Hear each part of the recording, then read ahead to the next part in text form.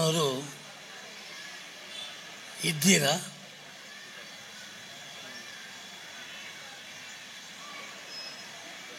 ಪೂಜಾರಿಯವರು ಯಾಕೆ ಮಾತಾಡುವುದಿಲ್ಲ ಅಂತ ಪ್ರಶ್ನೆಯನ್ನು ಇಡೀ ದೇಶ ಇವತ್ತು ಕೇಳ್ತಾ ಇದೆ. ದೇಶ ಮಾತ್ರ ಅಲ್ಲ, ಪೂಜಾರಿಯವರು ಧರ್ಮಸ್ಥಳದಲ್ಲಿ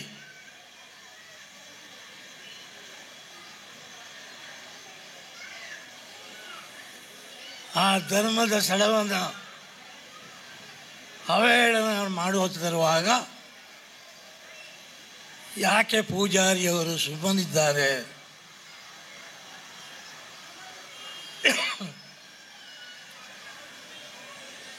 ಭಾರತ ಮಾತ್ರ ಅಲ್ಲ, ಜಗತ್ತು ಕೇಳ್ತಾ ಇದೆ.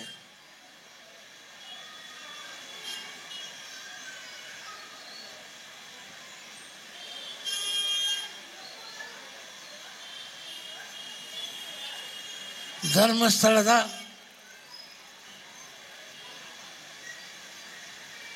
ವೀರೇಂದ್ರ ಹೆಗ್ಗಡೆಯವರೇ, ನಿಮ್ಮ ಒಟ್ಟಿಗೆ ಧರ್ಮಸ್ಥಳದ ಒಟ್ಟಿಗೆ ಇಡೀ ದೇಶ ಅಲ್ಲ, ಜಗತ್ತಿದೆ. ಒಂದು ದೇವಸ್ಥಾನ ಏನು ನಮಗೆ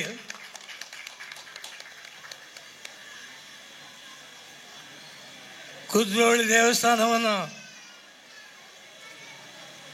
ಸ್ಥಾಪನೆ ಮಾಡಿದಾಗ ಎಷ್ಟು ಕಷ್ಟ ಆಗಿದೆ. ಒಂದು ಧರ್ಮಸ್ಥಳವನ್ನು, ದೇವರ ಸ್ಥಾನವನ್ನು ನಡೆಸಲಿಕ್ಕೆ ಎಷ್ಟು ಕಷ್ಟ ಇದೆ ಅದು ಪೂಜಾರಿಗೆ ಗೊತ್ತು. ಆದ್ದರಿಂದ ಹೇಳ್ತಿದ್ದೇನೆ, ವೀರೇಂದ್ರ ಹೆಗ್ಗಡೆಯವರೇ, ನಿಮ್ಮ ಒಟ್ಟಿಗೆ ಪೂಜಾರಿದ್ದಾನೆ. ಕುದ್ರೋಳಿ ದೇವಸ್ಥಾನವನ್ನು ಸ್ಥಾಪನೆ ಮಾಡಿದ್ದು ಮಾತ್ರ ಅಲ್ಲ, ಇಡೀ ಜಗತ್ತು ಇವತ್ತು ಪೂಜಾರಿ ಬಾಯಿ ಮುಚ್ಚಿ ಕೂತ್ಕೊಂಡಿದ್ದಾರೆ. ಹೌದು, ಬಾಯಿ ಮುಚ್ಚಿ ಕೂತಿದ್ದಾರೆ. ಯಾಕೆ ನಾನು ಮಾತಾಡ್ತಾ ಇಲ್ಲ? ಧರ್ಮಸ್ಥಳದಲ್ಲಿ ಈ ರೀತಿ ಆಗ್ತಾ ಇರುವಾಗ ಪೂಜಾರಿಯ ಮೌನ ಯಾಕೆ? ಹೌದು,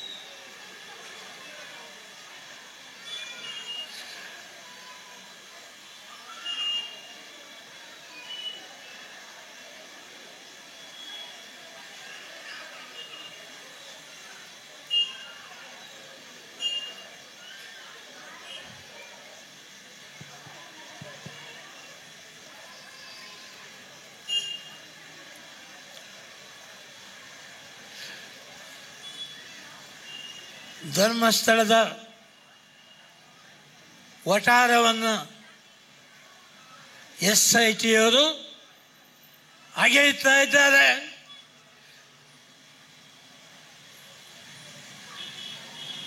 ಶವಗಳನ್ನು ಊತಿದ್ದಾರೆ ಎಂಬ ಈ ಆರೋಪದಲ್ಲಿ ಆ ಶವಗಳನ್ನು ಹುಡುಕ್ತಾ ಇದ್ದಾರೆ. ಇಲ್ಲ, ಹೆಗ್ಗಡೆಯವರೇ, ಧರ್ಮಸ್ಥಳ ಅದು ಧರ್ಮಸ್ಥಳ,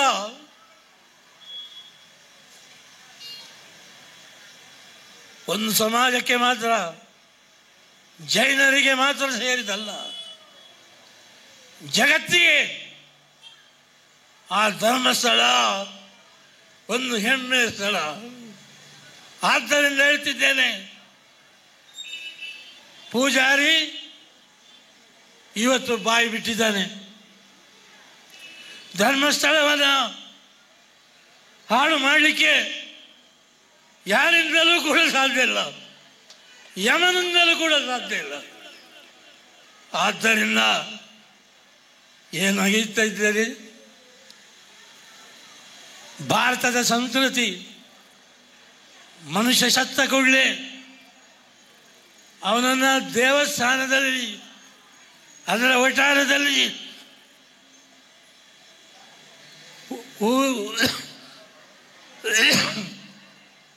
ಊತಿ ಅದೊಂದು ಕ್ರಮ.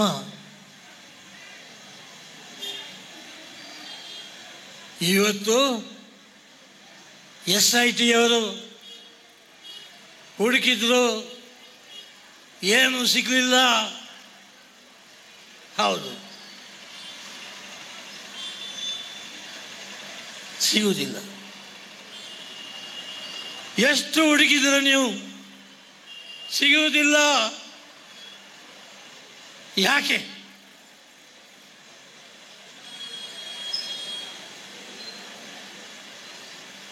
ಜೈನ ಸಮುದಾಯಕ್ಕೆ ಮಾತ್ರ ಧರ್ಮಸ್ಥಳ ಸೇರಿದಲ್ಲ, ಇಡೀ ಜಗತ್ತಿನ ಭಾರತದ ಒಂದು ಸಂಸ್ಕೃತಿ ಅಂತ ಹೇಳಿದೆ ನಾನು. ಹೌದು,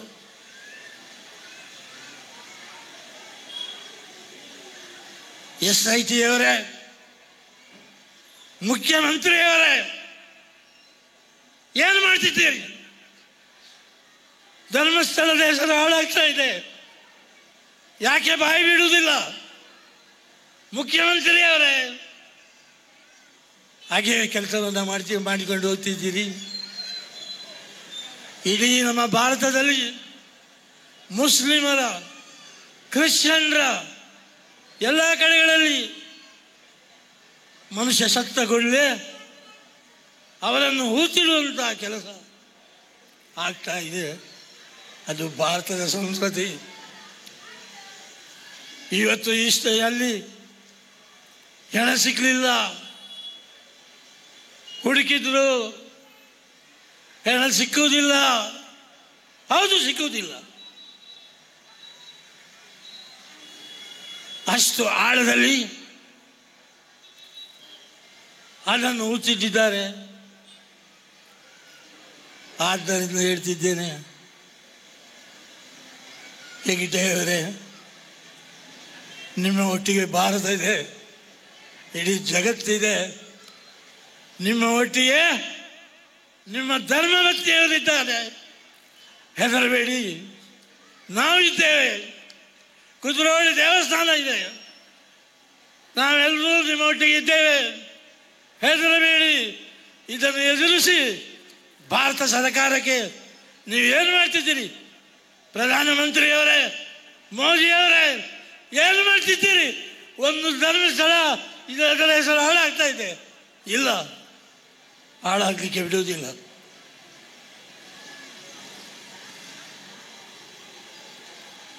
ಇವತ್ತು ನೀವು ಮುಸ್ಲಿಮರಲ್ಲಿ ಸೇರಿದಿರ್ಬೋದು, ಹಿಂದೂಗಳು ಸೇರಿದಿರ್ಬೋದು, ಕ್ರಿಶ್ಚಿಯನ್ರವರು ಸೇರಿದಿರ್ಬೋದು.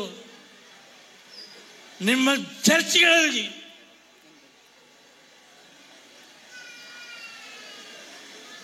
ಹೂತಿರಲಿಲ್ವ ನೀವು?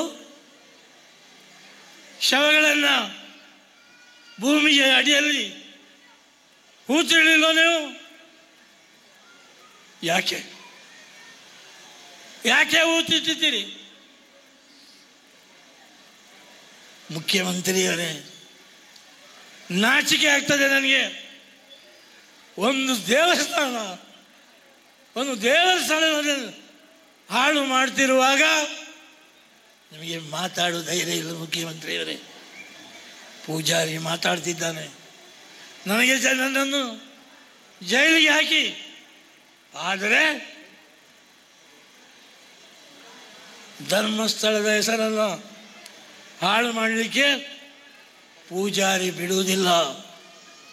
ಧರ್ಮಸ್ಥಳ ಒಂದು ಸಮಾಜಕ್ಕೆ ಸೇರಿದಂತೆ ಹೇಳಿದೆ ನಾನು. ಹೌದು, ಹೇಳಿ. ಈಗ ಧೈರ್ಯದಲ್ಲಿ ಹೇಳಬೇಕು ನನಗೆ.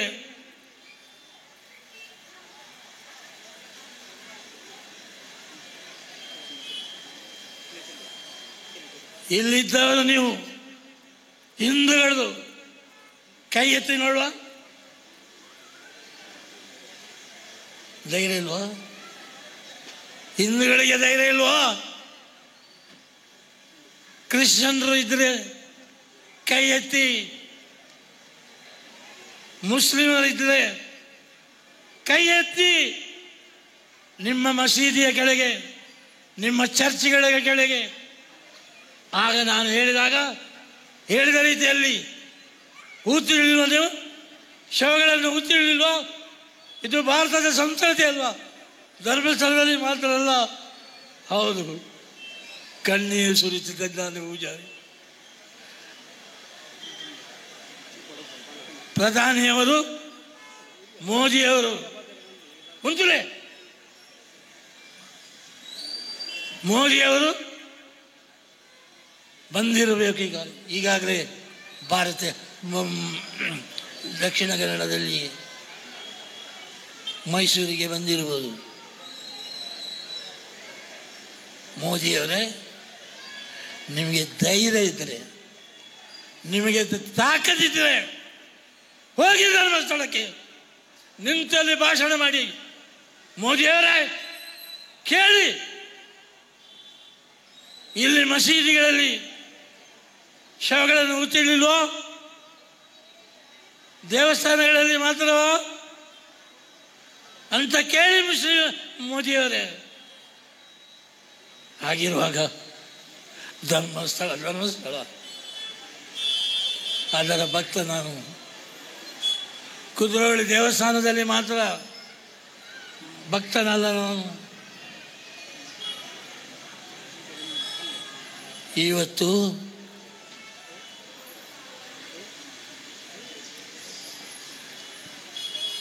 ಅಂಗಡಿಗಳಲ್ಲಿ ಕೂತುಕೊಂಡು ಭಾಷಣವನ್ನು ಕೇಳ್ತಾ ಇದ್ದೀರಿ. ಮಾತಾಡಿ, ರಸ್ತೆಗೆ ಇಳಿಯಿರಿ. ಶವಗಳನ್ನು ದೇವಸ್ಥಾನದಲ್ಲಿ, ಚರ್ಚ್ಗಳಲ್ಲಿ ಊದಿಡುವುದು ಭಾರತದ ಸಂಸ್ಕೃತಿ ಅಂತ ಹೇಳಿ. ಆದ್ದರಿಂದ ಈ ಕಾರ್ಯಕ್ರಮದಲ್ಲಿ ಇವತ್ತು ನೋಡಿದೆ ನಾನು, ಆ ಮಕ್ಕಳ ಮುಖದಲ್ಲಿ ಯಾವ ಕಲ್ಮಶ ಕೂಡ ಇಲ್ಲ. ಆ ಮಕ್ಕಳ ಮುಖದಲ್ಲಿ ಇವತ್ತು ದೇವರನ್ನು ನೋಡಿದೆ ನಾನು. ಆ ಮಕ್ಕಳು ಎಲ್ಲಿದ್ದಾರೆ?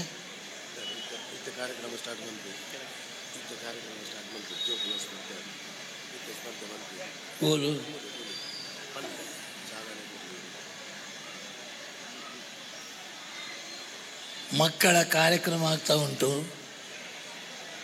ಅವಕಾಶ ಮಾಡಿಕೊಡಿ ಅಂತ ಹೇಳಿ.